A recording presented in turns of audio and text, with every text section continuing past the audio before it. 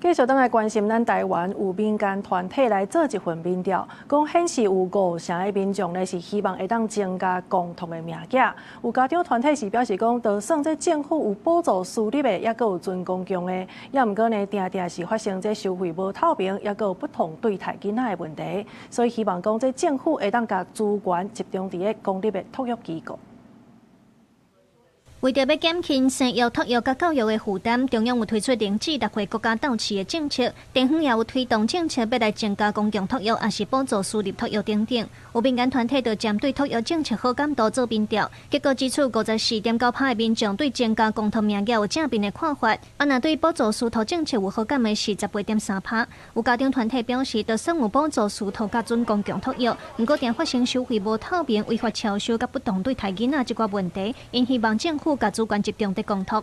準公共呢，它是由私幼轉型而來的，那裡面的師資跟品質，坦白說真的是問號。篩查選到了不 OK 的，那受害的是誰？我們的孩子。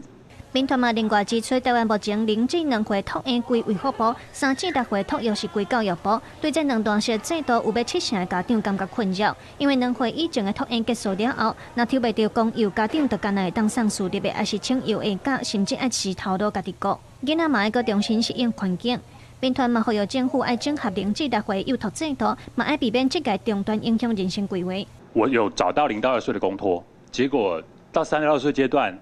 斷裂了嘛，可是我又抽不到3到6歲的公共化幼兒園的話，那我可能會有一段時間第一個是要去找私立托育，更慘的是，那我就乾脆在3歲前再請一次育嬰假，這是家長的困擾。那我們也都知道，就是比如說像今年同酬日公布之後，我們又知道性別薪資差距又進一步的擴大了，那誰會離開職場，然後回到家中照顧小孩，往往都還是媽媽。民間團體指出，像韓國自2003年開始推動0至6歲的整合，統一由教育部來做主管機關。因建議政府會當參考韓國的模式，成為擴大公共托育的名額，才會當落實減輕家長的負擔。記者盧忠如、張春友台北報道。